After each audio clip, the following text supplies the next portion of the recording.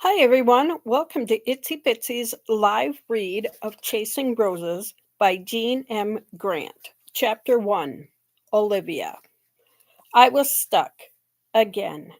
Not cornered by a bear or something, not wedged in a slot canyon, dying of thirst, or being forced to cut my arm off. Eek.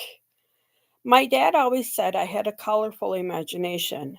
Note to self: stop watching suspenseful movies at midnight when I couldn't sleep. Stuck could be so many things.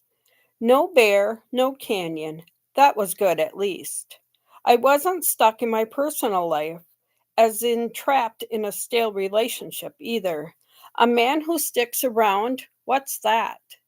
I wasn't metaphorically or metaphysically or even emotionally stuck, though my stepmom would beg to differ on the last one. Oh, I was stuck. Locked in my attic, stuck. At least I wasn't afraid of enclosed spaces. It could be worse. For crying out loud, this was the second time I've done this. At least the last time Logan had been home.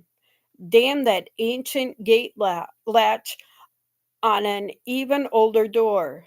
If not propped open correctly, the door swung shut, and using gravity for the latch mechanism locked me in. The musty odor made my head spin. A sneeze escaped my throat like a squeak. My allergies were triggered mostly by dust mites and mold these days. And, well, I was in Mold City right now. I could try to scrape off the 2 layers of paint around the sash of the window, but some idiot had painted it shut. Oh, yeah, that was me. Oops. I had gone through a home security kick 2 years ago, removing options for another burglar to find their way into my home. Even if a person had decided to break in this way, they couldn't go farther. Case in point, at least I knew my simple formitications worked. I had painted the windows shut outside too, for good measure. Floorboards moaned with each of my crouch steps. Maybe I'd fall through the floor. Problem solved, and another thing to repair. I wiped sweat off my brow with the back of my hand. It wasn't summer yet, so I wouldn't suffocate up here.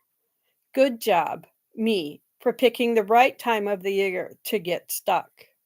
Using a screwdriver I found sitting abandoned beside an empty toolbox, I chiseled a path along the bottom sash of the old angled witch's window, nearly as old as the 1950s farmhouse itself. The screwdriver slipped, sliding off the sash and catching my left thumb in the process. Tears burned my eyes. Sucking on my sliced thumb, I ran my other hand along the window frame. This damn window was not going to budge.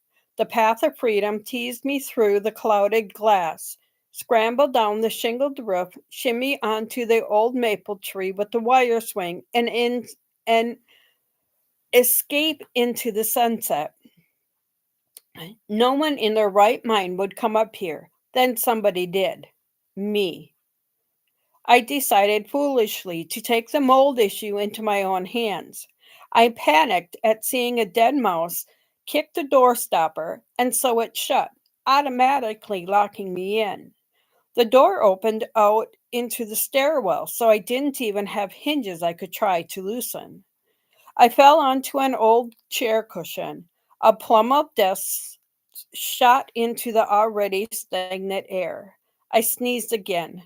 Lifting my phone, thankfully I'd had that in my pocket, I entered how to open a paint shut window into my browser search bar and received a list of tools I did not possess in the attic: box cutter, putty knife, hammer, sandpaper. All I had was a screwdriver. I kicked it. Even if I could scrape the paint away on the inside of the window, that didn't help but the paint shut exterior. Great. I scanned my list of phone contacts again. If Logan were not in school, I would try him first. but I didn't want him to get a detention for phone use. My finger hovering, I glanced at the last message from him. The gift of a cat eating pizza laughed at me. Come August, Logan would be gone. What would I do without him here? College was taking him an hour away, but it could just as well be across the country. Secretly, I'd hoped he'd get the position with Senator Ruben Cordella. I needed this last summer with my son. We had a road trip planned along the coastal Maine in July. But if he got the congressional internship, the trip was off. I contemplated calling Irina, but with a glance at the time, that option was out. My stepmom was in the middle of her weekly radio show and wouldn't be able to tear herself away for another hour. Besides, she would probably badger me for the umpteenth time about joining her team in the biennial Great Garden Race of New England. What good would I be on this race anyway? I'd managed to kill most of the plants she brought over to fill the flower beds. A few still hung on for dear life, resolute little things emerging from the soggy March ground after this week's freak warm weather. Old Man Winter would be back next week to kill them. Mark my words. There was nothing wrong with the flowers. Heck, I loved to draw them, and I was taking a floral watercolor workshop at the library. Flowers were simple, joyful. The rose arrangements my father chose for my monthly deliveries were beautiful, and I commemorated each one in my sketchbook. I blew out a sigh, reeling in my arrogant thoughts. Okay, so, no Logan, no Irina. If I called the town's non emergency number, no matter who answered, word would spread through dispatch like wildfire. And my coworkers would not let me live this one down. Our crew was small and mighty and gossipy. One plus to working with the regional dispatch team was it kept me informed on criminal activity in the area. Last week, we took a call about a break in, and my hopes had risen. False alarm. It wasn't him. So, no calling dispatch. I tapped a finger on my phone. What about my friend Alexa? No, she was teaching kickboxing class. Logan should be home around dinner time since he would be likely to be in the library after school to work on his AP US government research paper. Dinner was only 7 hours away. Could my sanity and body, damn that morning coffee, make it that long? Though it wasn't large enough to squeeze through, I popped the attic vent loose. At this point, what harm was there in more damage up here? Fresh air bathed my face. The extra sunshine was a welcome contrast to the dimness in the attic. The air and sun did not help my mood, though. I looked around as frustrations swept over me. Thanks to a massive leak during the heavy rains this past fall, mold coursed across the beams and ceiling like a rampant heat rash. How was I going to pay for this? Logan's first tuition bill was due in August. I pinched pennies as much as I could already, and my boss, Glenn, reluctantly allowed me to work overtime. Though dispatchers made good money in big cities, they didn't fare as well in central suburban Massachusetts. My copy editing side job helped barely. Dad had left me a little money, but it wasn't enough to cover 4 years at UMass Amherst, even with Logan's scholarships. Loans were the only way for us to fill the gap. I collapsed on the floor near the pried open vent. The contractor Logan insisted I hire to install central conditioning, something he had secretly saved for over the past year with part time work. Oh, my sweet son, had stumbled upon a hot mess of an attic and roof situation upon inspection. The, the verdict: I needed a new roof and mold remediation before they could even consider installing central air AC. I could try mini splits instead. Regardless, Logan's money was a drop in the bucket for the cost of these repairs. Settling in for the long haul, I repositioned myself on the floor cushion, played on my phone, and scrolled through social media for a little while. Then, as my battery drained, shifting to look through a box of baby stuff. The tears welled again. I closed the box after tucking one of Logan's old onesies back in it. Then the driveway camera pinged on my phone a few minutes later. I nearly jumped out of my skin. It was the 15th of the month.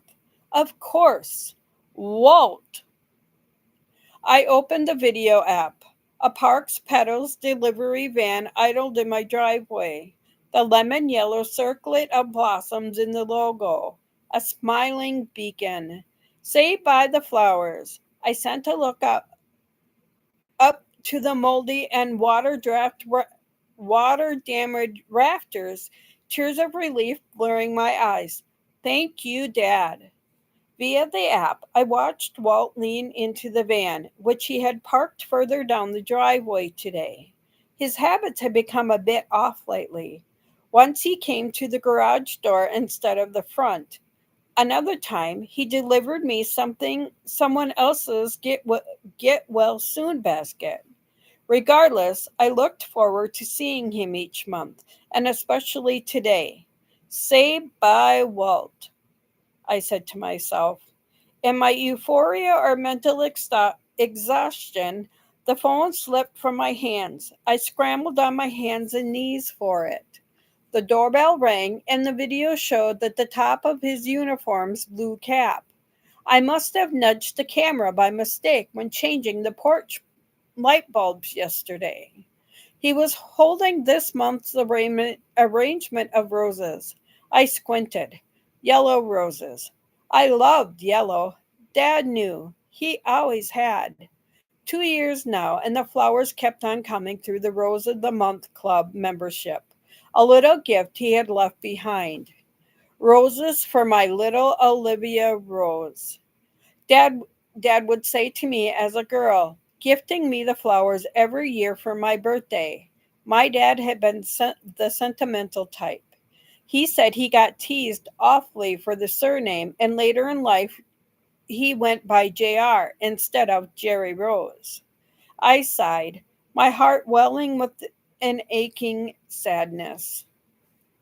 Then I spoke through the app on my phone. Thank goodness you're here. I'm stuck in my attic. Can you come inside? I'll open up the garage door for you to come in that way. Okay, Walt said, his voice sounding different, although mangled through the mic. I smashed the side of my phone, an old habit that did no good. The Wi Fi up here sucked. The video on my phone froze just as Walt turned to wave at the camera. My screen gave me a fixed picture of the baseball cap and his dark face, both a blur of pixels. I shook my phone again fruitlessly. I'd done a lot of settling for good enough, though, through the years. A single paltry income did that to a person. But I've spent good cash on this security camera kit, so I didn't have the heart to blame it for any malfunction. For now, I would call it a Wi Fi issue. Thank you for listening.